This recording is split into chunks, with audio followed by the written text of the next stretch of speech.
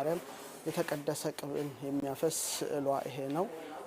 ዘሆሊ ቴዎቶኮስ የቅድስት ድንግል ማርያም የከበረ ስዕሏ ሰላም ለስዕልኪ ሀፈ ማህያዌ በጼዴንያ ወግብጽ ዘዋዘት በሂሳዊ እንዳለ ፊት ለፊት ታዩታላችሁ። በጣም በእጅጉ ያስደስታል። የተቀደሰ ቅቧም ተመልከቱት። ከሰውነቷ ከስዕሏ ላይ በስቶ ይፈሳል። መዓዛው እጅግ የተለየ ነው። ክቡራንና ክቡራት እንደምታዩት ይህ እንግዲህ መፍሰስ ከጀመረ በጣም ረጅም ዓመት አሳልፏል። እኛም ለበረከት ተቀብተነዋል። ብዙ ማንም በኢትዮጵያም ፈውሷል። በዚህም እየፈወሰ ይገኛል። እንግዲህ የተቀደሰ ቅቧንም አኝቼ ለእናንተ ለማጋራት ሞክራለሁ። ይኸው የተቀደሰ ከስዕሏ ላይ ከእጇ ላይ እየፈሰሰ ይታያል። እንዳለ ረስርሷል ስዕሏ።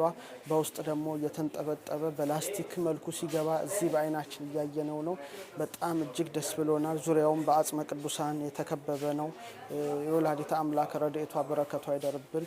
ሱራፌልና ኪሩቤል እየተንቀጠቀጡ ዙፋን የሚሸከሙትን ጌታ በጀርባው ያዘለች ሰማያዊ መለኮትን በስጋ በክንዷ የታቀፈች እናታችን የቅድስት ድንግል ማርያምን ስዕል ለመጀመሪያ ጊዜ ሳለ ወንጌላዊ ሉቃስ ነው።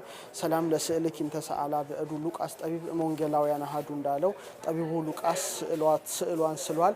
በስዕሏን ብዙ ተአምር ይደረጋል። ስዕልኪ ጽጌተ ላይ ዘከመዝት በዓለም እፎይሴኒ በሰማይ ላይ ገጽኪ ማርያም እንዳለ ስዕልሽ በዓለም ላይ እንዲምታምር ከሆነ በሰማይ ያለው በትሽ ደም ግባትሽ ምን ያህል ያምር እንዳለ ከላይ ጀምራችሁ በአበባ ጊጣለች። የቅድስት ድንግል ማርያም ስዕል በአበባ ማጌጥ የተለመደ ነው።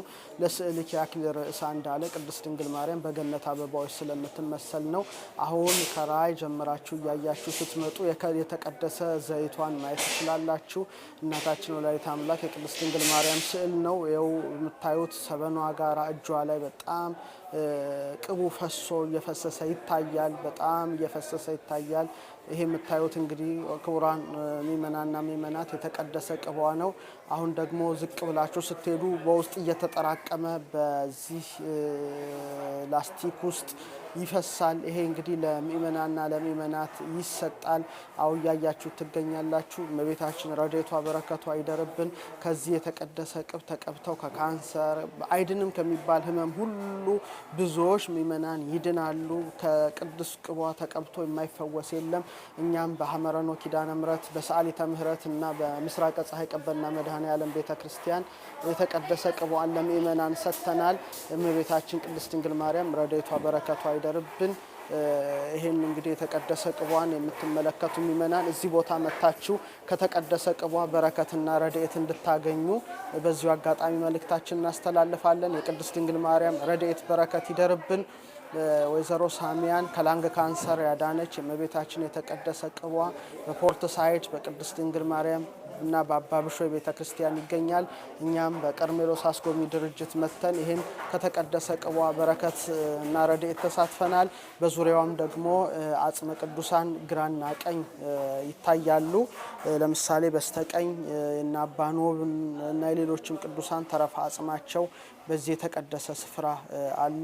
በስተግራም እንደዚሁ የቅዱሳን አጽም አለ። አጽመ ቅዱሳን ዙሪያዋን ከበዋታል። ይህች የእመቤታችን የቅድስት ድንግል ማርያም ስዕል በተለይ ከወይዘሮ ሳሚያ ጋር የሚገናኝ ነው። ወይዘሮ ሳሚያ ዩሱፍ በዚህ ቦታ የነበረች በተለያየ ሱስ የነበረች ናት። ስለ ንስሐ ከተማረች በኋላ አለቀሰች፣ አነባች።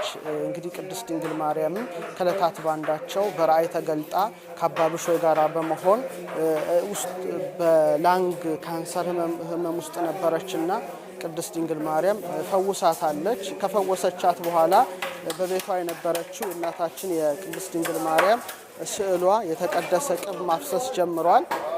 በዚህ ቦታም እንግዲህ እኛ ተገኝተናል። እንደ እግዚአብሔር ቸርነት እንደ እግዚአብሔር ቅዱስ ፈቃድ የእመቤታችን ረድኤቷ በረከቷ ይደርብንና የተቀደሰ ቅቧ ለማግኘት በጣም በርካታ ምእመናት ይገኛሉ።